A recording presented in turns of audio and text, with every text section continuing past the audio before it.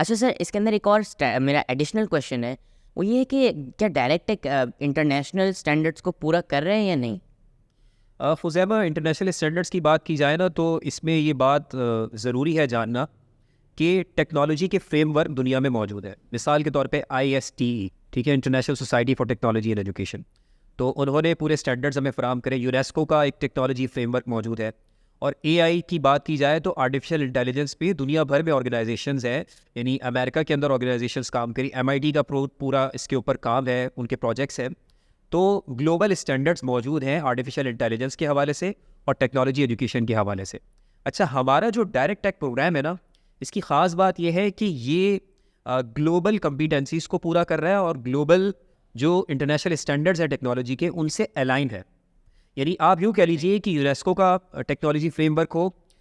इस ISTE का framework हो, या इसके साथ साथ AI के जो इंटरनेशनल स्टैंडर्ड्स हैं जो मुख्तलिफ इदारों ने, आलमी इदारों ने बनाए हैं, उनके जो आउटकम्स हैं और उनके जो तमाम कंटेंट है, तो उसके साथ हमारा पूरा प्रोग्राम अलाइन है। फिर इसके अंदर फॉरेन एफिलिएशंस भी मौजूद है। यानी इसके अंदर एक यूँ समझ लीजिए कि कोलैबोरेटिव वर्क है जिसमें इंटरनेशनल एक्सपर्ट्स का काम इसके अंदर शामिल है। तो हमारा डायरेक्ट टेक प्रोग्राम, जब इससे बच्चे इसको लर्न करते हैं, हमारे डायरेक्ट टेक प्रोग्राम से जब स्टूडेंट्स गुजरते हैं और इस प्रोग्राम को सीखते हैं, तो वो ऐसी सलाहियतों के साथ सामने आते हैं जो इंटरनेशनली स्टैंडर्ड, जो इंटरनेशनल स्टैंडर्ड्स को पूरा कर रही है। तो इस एतबार से हमारे प्रोग्राम से गुजरने के बाद हम ये कह सकते हैं कि बच्चे में वो सलाहियतें पैदा हुई हैं जो ग्लोबल कम्पिटेंसीज़ हैं और जो डिफरेंट इंटरनेशनल फ्रेमवर्क्स के मुताबिक है। तो ये बिल्कुल हमें क्लियर हो जाना चाहिए कि इसमें ऐसा नहीं है कि हमने अपने तौर पे काम कर लिया और पाकिस्तान में बैठ के हमने अपने एंड से और अपने तौर पे सोच विचार करके प्रोग्राम तैयार कर लिया। ऐसा बिल्कुल भी नहीं है, बल्कि एग्जिस्टिंग जो इंटरनेशनल स्टैंडर्ड्स है उनको हमने पूरा किया है अपने डायरेक्ट टेक प्रोग्राम के अंदर। तो मतलब कोई अगर डायरेक्ट टेक प्रोग्राम ज्वाइन करता है तो वो इंटरनेशनल स्टैंडर्ड्स के मुताबिक पढ़ रहा है? बिल्कुल बिल्कुल ऐसे। अच्छा सर, जो आपने अभी बात की, इसी से जुड़ा हुआ मेरा एक और सवाल भी है कि अगर यूजुअली देखा जाए स्कूल्स में बच्चे ऑलमोस्ट 13 इयर्स ऑफ एजुकेशन के बावजूद भी टेक सेवी नहीं बन पाते, तो डायरेक्ट टेक के प्रोग्राम ने इस प्रॉब्लम को कैसे एड्रेस किए? खुज़ैमा, ये एक बड़ा क्रिटिकल इशू है। उसकी वजह ये कि काफ़ी अरसे से हम ये चीज़ देखते आ रहे हैं कि इतना अरसा गुजारने के बाद स्कूल में, कि जहाँ पर आप हर साल ही कंप्यूटर को एक सब्जेक्ट के तौर पे पढ़ रहे हैं,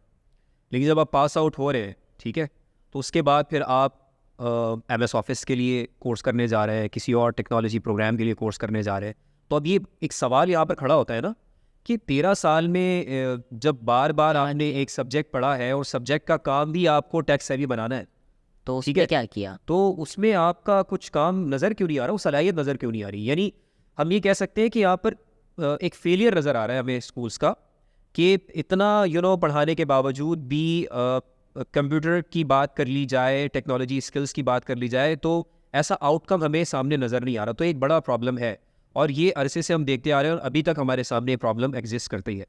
अच्छा, इसका जो हल है, अगर अब इसकी सोल्यूशन की बात की जाए, तो डायरेक्ट टेक प्रोग्राम का एक पूरा कंपोनेंट है। जिस तरह AI एक्सप्लोरर्स एक कंपोनेंट है जिसकी हमने पहले बात की, तो इसी तरह डायरेक्ट टेक प्रोग्राम का एक और कंपोनेंट है जिसका नाम है टेक बडी प्रोग्राम, ठीक है। अब ये डायरेक्ट टेक के अंदर जो टेक बडी प्रोग्राम है ना, ये वो तमाम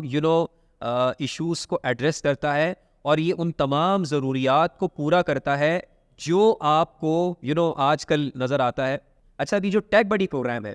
ये आपको टेक सेवी बनाता है। ये वो तमाम स्किल्स आपके अंदर पैदा करता है जो आम तौर पे आपको लगता है ना, बच्चा स्कूलें मुकम्मल करने के बाद कोर्सेज के लिए अपना खर्चा करके, पेरेंट्स की भी फिर उनके एंड से एक फाइनेंशियल कॉस्ट आती है, वो सब लगाकर स्टूडेंट्स आपको करते हुए नज़र आ रहे होते हैं। तो ये सारा हमने कवर किया है टेक बडी के अंदर। टेक बडी में हम क्या कर रहे हैं, टेक बडी के अंदर MS ऑफिस का कंप्लीट प्रोग्राम शामिल है, MS वर्ड है, पावर पॉइंट है, एक्सेल है, और इसके साथ साथ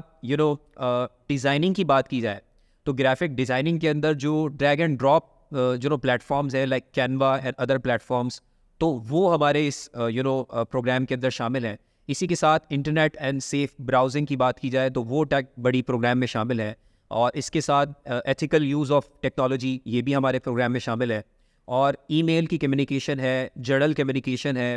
एडिटिंग है फोटोग्राफ्स की, या वीडियोस की एडिटिंग की एक अंडरस्टैंडिंग है, उसको करने की अहलियत है, तो ये सारी जो कोर स्किल्स है ना, जिसका आप यूँ समझ लीजिए कि जब आप पास आउट होते हैं ना,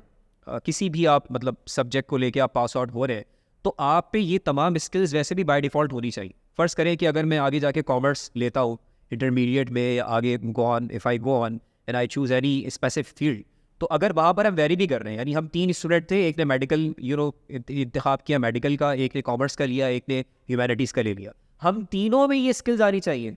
यानी हम तीनों में स्किल्स होनी चाहिए कि हम सबको MS ऑफिस अच्छे से आना चाहिए, उसके तमाम कंपोनेंट्स आने चाहिए, हम सबको डिज़ाइनिंग की अंडरस्टैंडिंग होनी चाहिए, डिज़ाइनिंग की स्किल्स हमारे पास होनी चाहिए, हम सबके पास डिजिटल कम्युनिकेशन की स्किल्स होनी चाहिए, हम सबको इंटरनेट के इस्तेमाल की अंडरस्टैंडिंग होनी चाहिए। तो ये तो वो कोर स्किल्स हैं जो बाय डिफ़ॉल्ट हम किसी भी प्रोफेशन में आगे जाए हमारे पास होनी चाहिए, जो कि आपको स्कूल का पूरा ये जो एक फॉर्मल प्रोग्राम है करता हुआ नज़र नहीं आ रहा। तो टेक बडी ने इस प्रॉब्लम को एड्रेस किया। अब अगर किसी स्कूल में ये डायरेक्ट टेक प्रोग्राम लॉन्च होता है और उसका ये कंपोनेंट जो टेक बडी है वहाँ पर फंक्शन करता है, तो इसके ज़रिए से बच्चों की जो टेक सेवी होने की रिक्वायरमेंट है ना, वो पूरी हो जाएंगी, और बच्चे के अंदर ये अहलियत पैदा हो जाएगी कि वो अपनी पूरी स्कूलिंग मुकम्मल करेगा साथ साथ, और उसके अंदर फिर ये सलाहियत होगी कि वो बआसानी अपना काम इन सॉफ्टवेयर्स के ज़रिए कर सके, और चाहे वो डिज़ाइनिंग के एलिमेंट्स की ज़रूरत हो तो वो काम कर सके, वीडियो एलिमेंट्स की ज़रूरत हो तो वो काम कर सके, और इसके अलावा इंटरनेट और कम्युनिकेशन कोई और कोर्स की मतलब ज़रूरत पड़ेगी ही नहीं। यही बिल्कुल ये इसी सवाल का जवाब है कि फिर आपको अलग से सर्टिफिकेशंस की ज़रूरत नहीं पड़ेगी। यानी कम से कम ये बुनियादी और कोर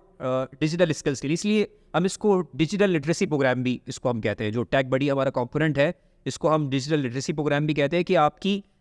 डिजिटल लिटरेसी की जो रिक्वायरमेंट है कि आप डिजिटली लिटरेट हैं कि नहीं, वो रिक्वायरमेंट आपकी पूरी होंगी। और फिर अच्छी बात आप ये देखें कि इस पर भी सर्टिफिकेट आपको मिलेगा,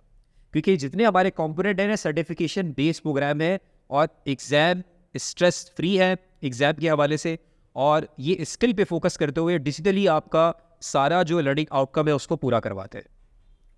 बिल्कुल सही बात की आपने, क्योंकि अगर जो है 13 इयर्स एजुकेशन के बाद भी अगर बच्चा ये ना कर पाए तो फिर एक क्वेश्चन मार्क आता है कि उसने किया क्या। तो डायरेक्ट टेक ने जो है इसको बड़े अच्छे से एड्रेस किया, और it's to be honest very impressive. तो नाजरीन, हमारी आज की एपिसोड तो यहीं ख़त्म हो रही है, लेकिन डायरेक्ट टेक प्रोग्राम के फीचर्स अभी ख़त्म नहीं हुए। इसको मज़ीद एक्सप्लोर करने के लिए हमारे साथ जुड़े रहें और सीरीज़ री इमेजिनिंग एजुकेशन को फॉलो करें।